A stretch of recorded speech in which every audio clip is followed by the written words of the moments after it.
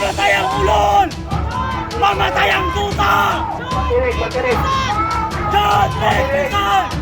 John Nick Rizal! Okay.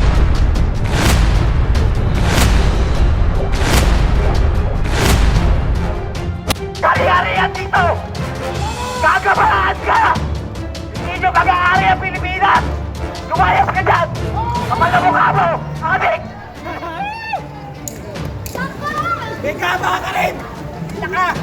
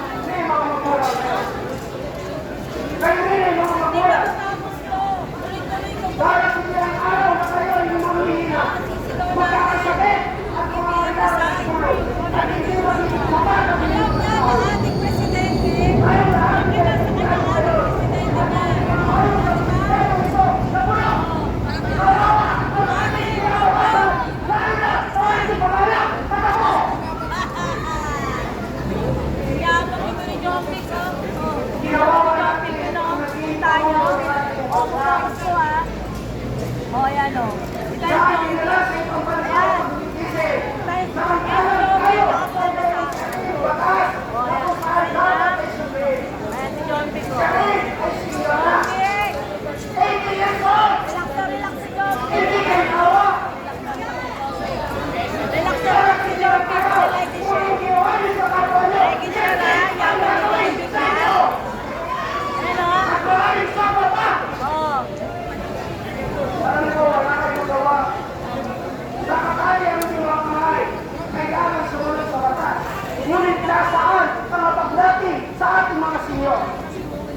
Kung tayo mismo ay hindi kumikibo, kumiinit, at ang ating inaasahan lamang ay ang ibibigay sa atin.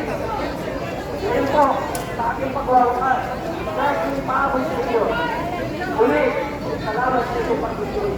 Kawa, bago kayo matulog mga ngayong gabi, pinalangin kayo, isisipan ninyo ang kalagayan ng ating bansa. At ito po, aking panalangin. Dahil pilihin na tayo, kayo mo ko at panalangin.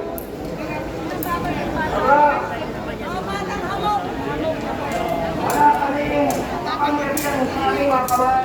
Dilipat na ako, katama ng ulo ko dyan. Yun. Wala kami sa posisyon, kundi kami mga ordinaryong mamamayan lamang. Umaasa lamang kami kung ano maaaring gawin sa amin. Sa aming pamahalaan, kung ano maaaring gawin tulong sa pamahalaan. Kaya nga, isingin mo ang aming mga pinuno. Kaya, pamumutin sila sa katotohanan. Ang kinabutasan ng aming mga anak at mga apo ay nangangalit. At maaaring ilang taon na lamang mula ngayon, ang aming bayan ay babagsak ang kanyang ekonomiya. Kami pa ay naharap sa maaaring digmaan na hindi namin ginugusto. Digmaan na nandiyan na lamang ay maaaring magsimula sa isang pagkakamali. Kaya nga, isingin mo ang aming mga pinuno. Ipakita mo sa kanila, sa kanilang pag-iisa, ang kanilang ginagawa ay hahatulan mo isa sa mga araw na ito. Paharap sila sa iyo at higit pa sa kanilang mga ginawa ay maaaring ipataw sa kanilang mga ulo. Kaya ba, dalangin namin na ang mapayapang rally nito sa aming pansamantalang paghiwalay. Kaming lahat ay magkaisa, magtulong-tulong para sa pagbabago ng aming bayan at ang sistemang bulok ay mawala sa aming kalagitnaan. Pagpalain mo ang aming mga kapulisan, pagpalain mo ang namumuno sa amin na may matuwid na puso at malinis na puso upang maglingkod. Hindi nakasalalay ang kanilang mga kamay sa ibibigay ng mga kawatan at tiwaling mga pinuno ng aming bayan. Kaya Ama, ang lahat ng ito ay amin ang pinagkakatiwala sa iyong kamay. Sa pangalan ng Ama, ng Anak at Espiritu Santo, sa ngalan ni Jesus. Amen. John Vic Tuwago! John Vic Pizot! Salamat po. Noong Remulia. John Vic Pizot! John Vic Pizot! John Vic Pizot! John Vic Pizot! Mamatay ang kurap! Mamatay ang aso! Mamatay ang ulol! Mamatay ang tuta! Makinig, makinig. John Vic Rizal! John Vic Rizal! Okay.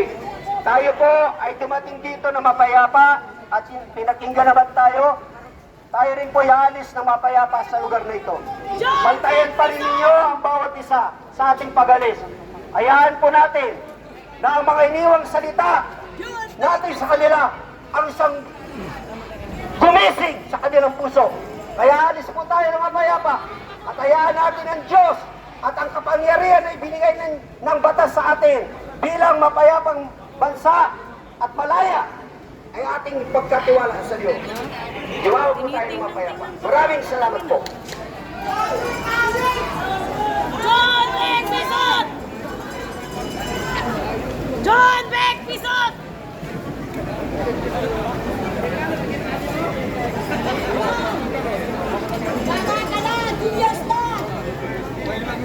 Tayo na po mga kasama. Maraming salamat sa inyo.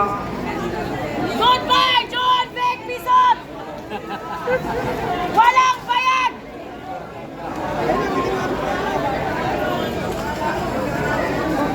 Ito yung mga matatapang, grabe yan. Isip John ka na Vic shot. Pizot! Ito yung mga matatapang.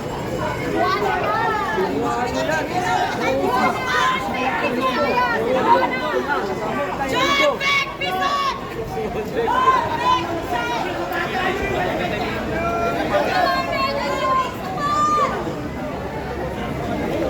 Kapal na po ako.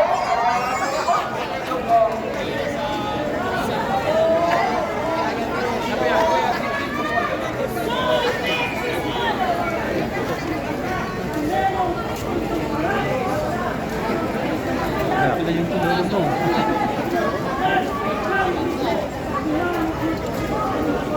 Bongbong Marcos ay bangag at adik! Magbibigyan ng pagkakataon na makabasa ko sa Pangulo. Sino sa tingin mo ipapal? Ang dapat natin ipalit, walang iba kundi si VP Sara. Automatic yan, si VP Sara ang pumapalit sa kanya. At yan ay ayaw ng mga ilawan na nangyari na si VP Sara ang malakunang presidente. Pero hindi nila alam na sila ang gumawa sa batas na yan na pag gumawa ang isang presidente ay ang vice president na sumunod. Tapos ngayon, ipagsisigawan ng mga kaliwanag at si Sara ay mag-decide. Bakit? Alam nila na mapuputol ang mga kasama nila pag si VP Sara daw po. Wala ni isa na ang pwedeng mangungurakot. Ano yung masasabi sa kanya kung gusto niya makakagawin?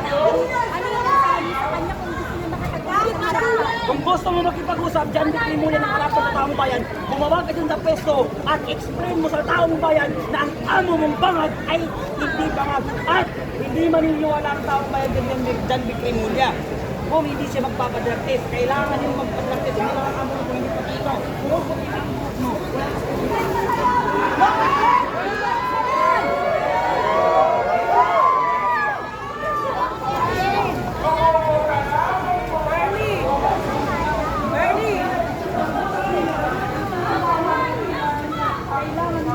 Sino ba sa mga tao sa ola?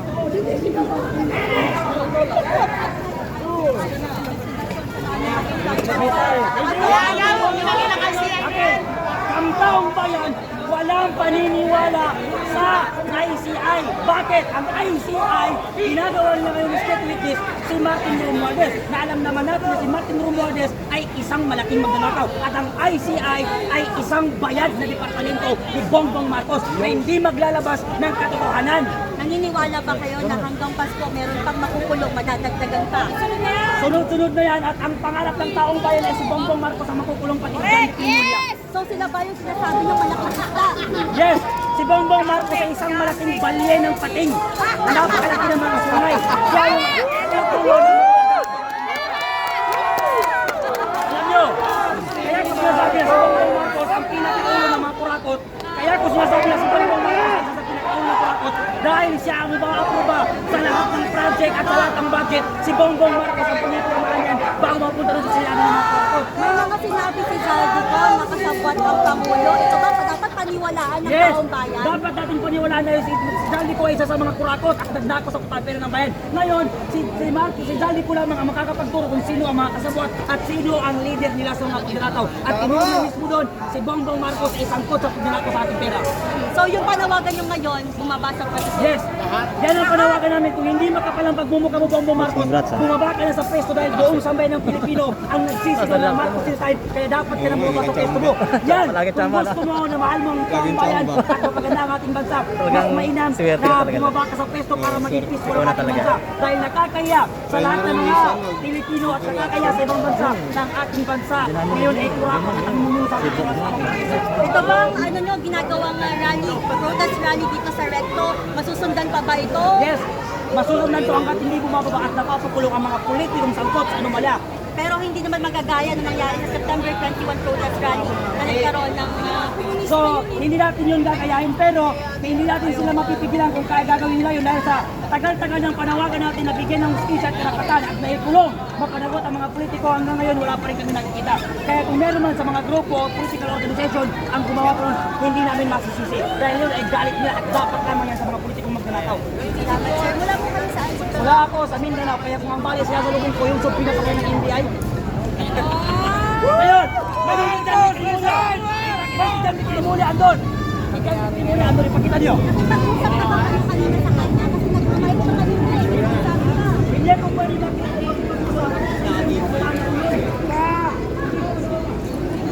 Sultan Ibangar! Yung bed!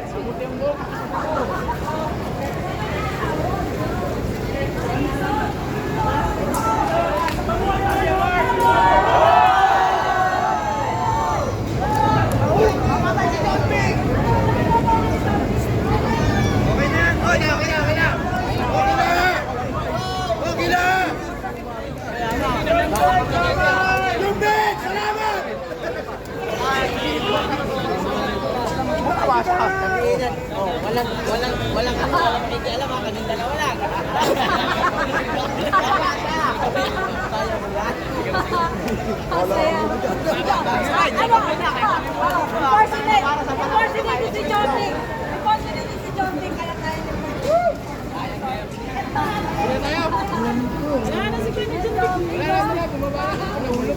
Ang buhaya! Ay, si Junbik nahulog! Ang buhaya! Nasaan na? Mabot pa sila tayo. Nasaan yung buhaya?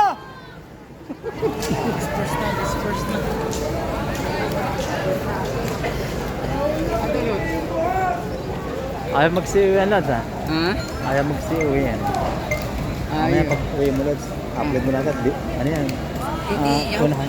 Ihabol na to kasi November din ay